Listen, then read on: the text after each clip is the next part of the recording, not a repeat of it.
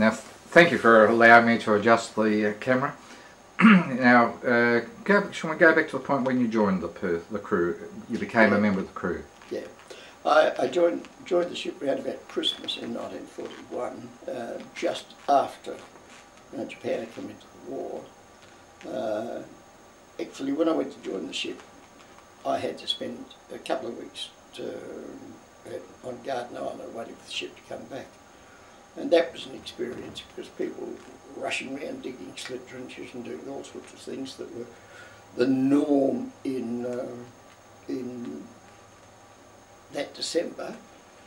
But nevertheless, there were a couple of sailors who'd been on Garden Island for a number of years, and they spent their whole time walking around with a ladder, and they would stop to salute anybody and then move on, and nobody knew anything about it. But even though Japan was into the war, they managed to keep themselves going. Mm. But from there, when I joined the ship, I did a couple of quick cruises.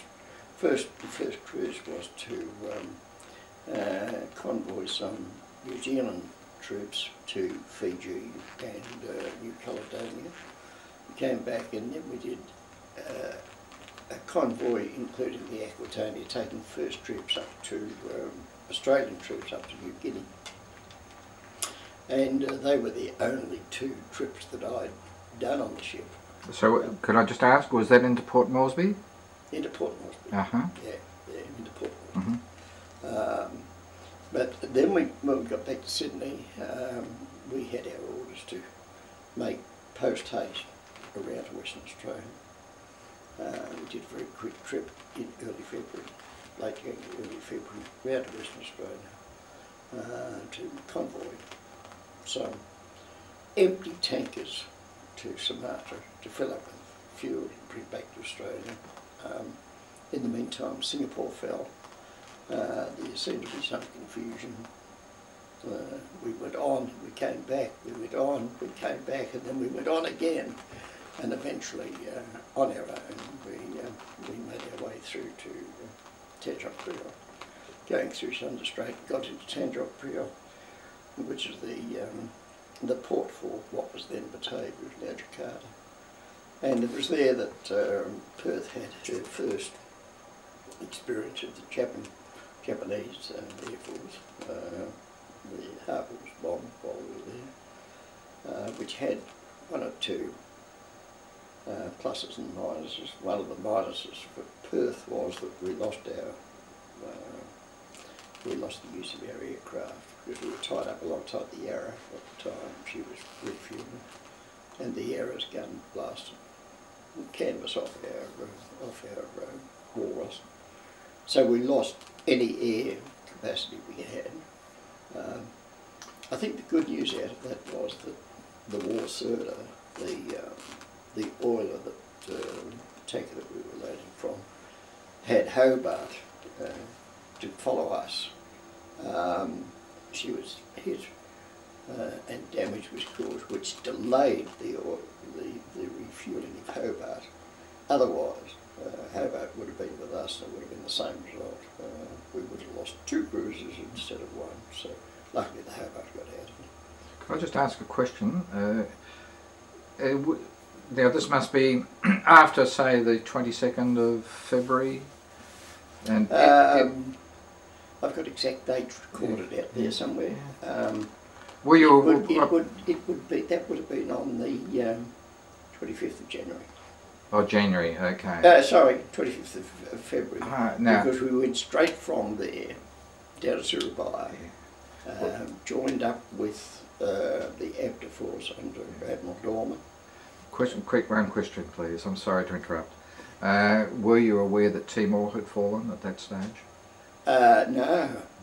Mm-hmm. We didn't know that Darwin had been bombed either. No. Okay. We knew that Singapore had fallen, but we were very much like mushrooms, kept in the dark. Had no idea that anything that happened. But we went to Surabaya, caught up with the others, and really we didn't even drop a peg. We just had time picked them up as they were going out to sea, and we joined them then. We had absolutely no hope of any establishment of anything in the form of communication or what have you. And that's the way the battle was fought.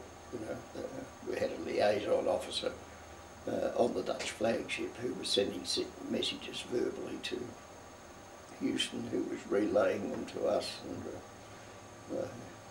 a recipe for disaster. Plus the fact, of course, we had no air support in any shape or form. Add to the fact that the Japanese was a very efficient navy, and there is no doubt that their torpedo capacity was vastly superior to anything that the Allies had. And it was the torpedoes that really settled that battle, although it was fought as a surface battle, ship to ship, gun to gun, all really fatal activity was caused by torpedoes, not by gunfire. The action started at first shots were fired about 4:10 in the afternoon. It went on consistently in daylight. After dark it was inconsistent. It was a case of trying to find others and finding them and letting fire, opening fire, and then breaking off again.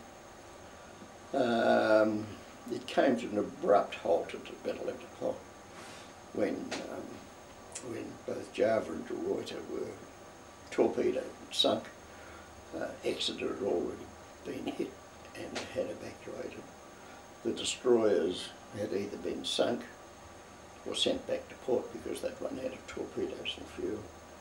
So that in effect an action started with, on the Allied side, 5 cruisers and 9 destroyers at 4:10 at 11 o'clock. It consisted of just 2 ships, Perth and the USS Houston. Our captain, Waller, was the senior captain.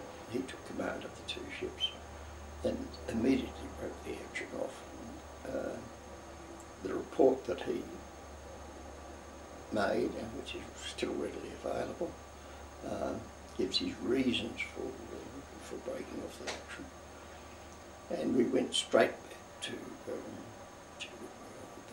Batavia, Chumpong, on the next day. So the action was on the 26th. We arrived back in Batavia on the morning of the 27th.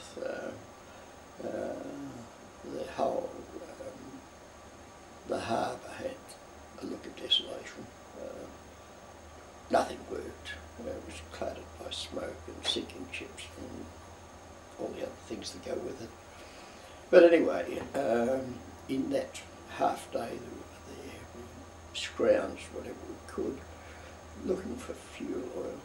Got a little bit, looking for ammunition, got none. Found some lifeboats, life rafts, the commercial type that were brought on board. And sailors had a wonderful time with go-downs, bringing off liquor and cigarettes that were just well, the master-at-arms stood pointing in one direction for liquor and another direction for tobacco, but it was all of no avail anyway, because we sailed that night at just after dark, ran into the Japanese invasion force with the west coast of Java at 11 o'clock. Short, fierce, close action.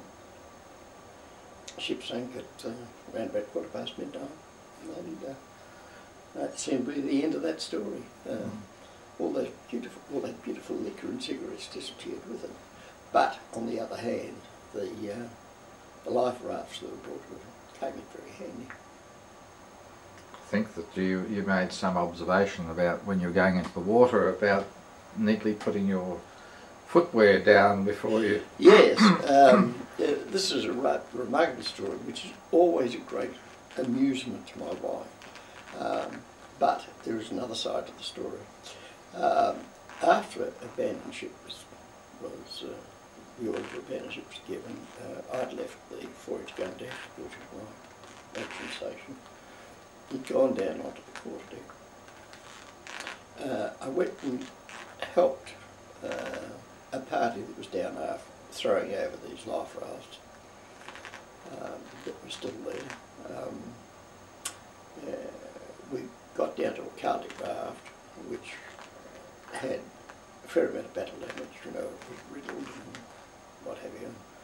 In my blissful naivety I thought, oh, that's useless. Never could do anybody, time to go.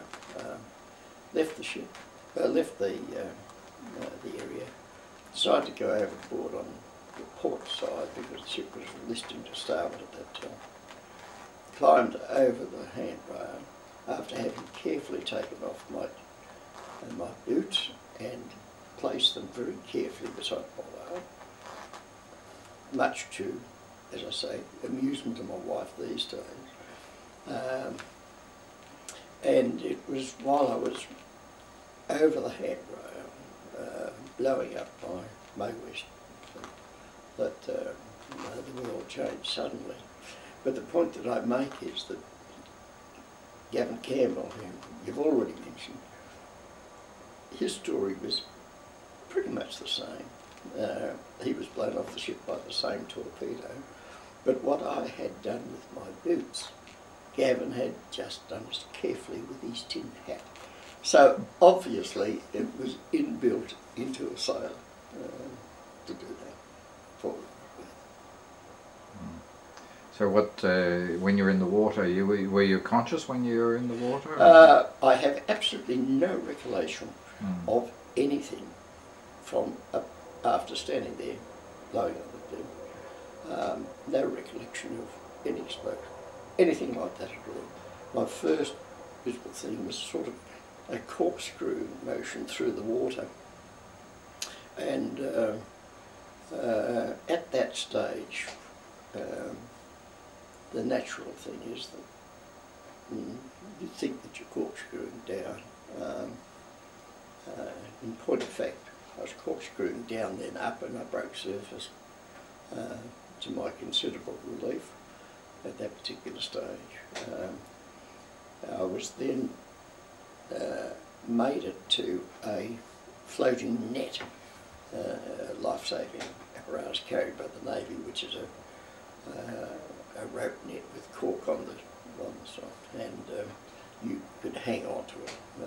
You couldn't really climb onto it, although I did for a while because I was vomiting very freely. Obviously had swallowed a lot of water food.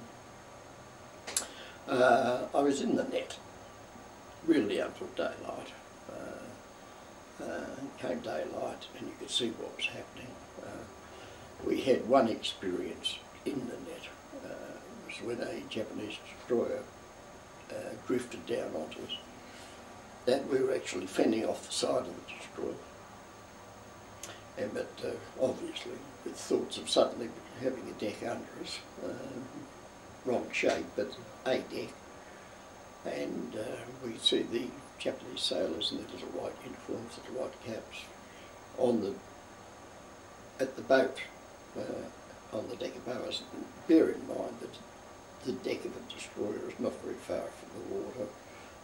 They were only a matter of feet away from us. And personally, I'm no hero. I was quite content to be dragged out of the water by anybody. But somebody on the net, I know not who, called out in a very loud voice. Australians are effing well proud of it, and for which I admire him. But at that stage, the Japanese, who I assume were looking for their own anyway, had decided to move on. And they did. They started to stow the boat back away, and the boat drifted on. And at this stage, I'd have to pay tribute to the Japanese captain, who allowed his ship to drift clear of us before he turned on his propellers for that. I think